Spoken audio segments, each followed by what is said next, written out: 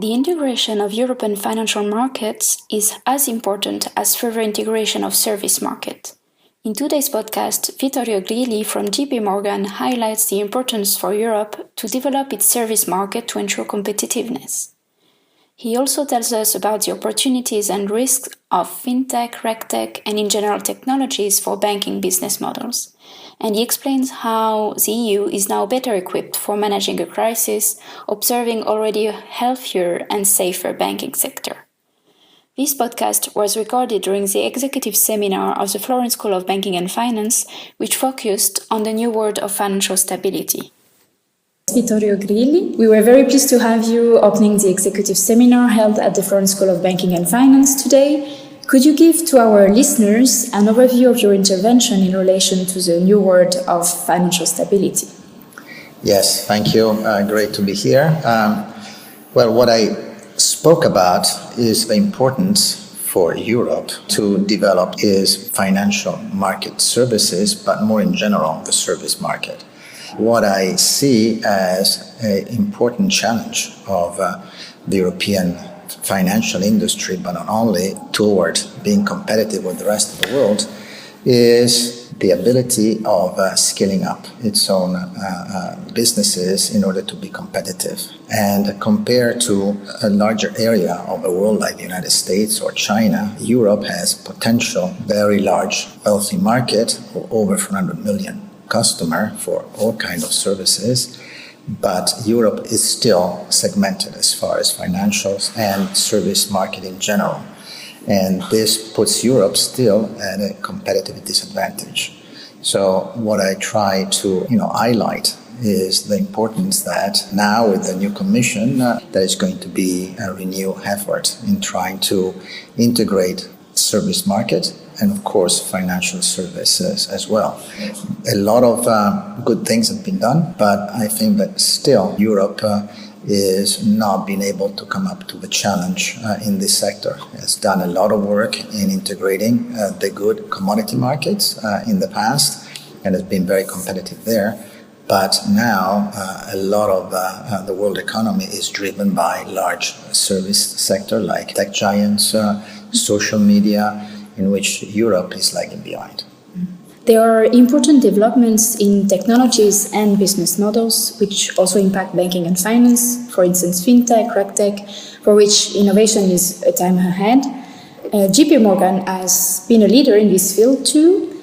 In your view, how can banks take advantage of the opportunities of these evolutions and better tackle some risks and challenges they face? FinTech and technology, as I was saying before, is now a driving part of a lot of businesses, including financial services and banking. Of course, it's expensive. So, just going back for a minute, what I was saying before, is very important for companies to be able to be competitive, to scale up their businesses in order to be able to afford this kind of investment in technology. Now, I think that there are several areas where FinTech or technology has changed and has been changing the banking business or financial sector in general. Of course, I think I would point it to two. One is the way in which both linked data are processed, a huge amount of data, and the ability to extract important information, and that goes toward a better risk management of the bank. You can have in real time such a accurate extraction of information that you can reallocate your portfolio and might minimize the risk in a much better way than you were doing before.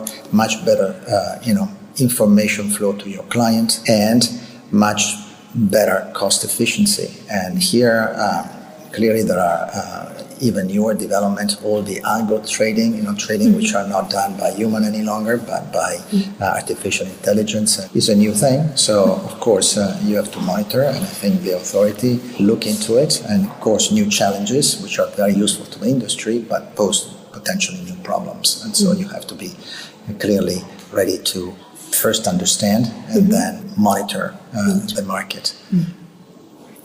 During your tenure as the Vice President and President of the Economic and Financial Committee, you have been designing the new crisis management architecture of the European Economic and Monetary Union.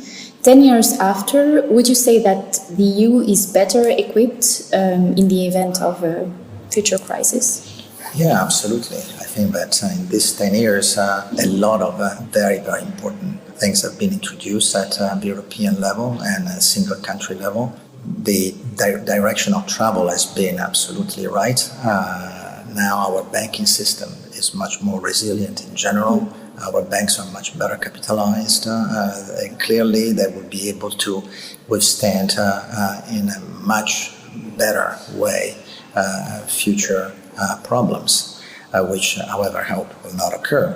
And in general, also, the market is much better regulated, so that also will decrease the event of future crises.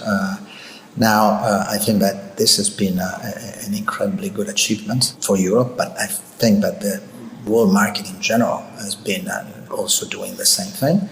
Where probably our speed of travel has not been as I would have wished is in making not only healthier and safer, but also more competitive. And we are going to point one. I think that our banking sector is still not as efficient, and you can see it as competitive as other sector in the world. And also, beside our banking sector, we clearly need to broaden and deepen our capital markets, which are needed to support the economy and not just leave all the job to the banks.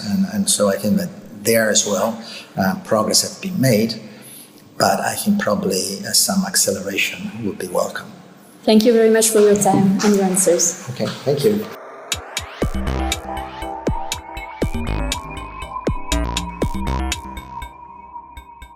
Thank you for having listened to this podcast by the Florence School of Banking and Finance.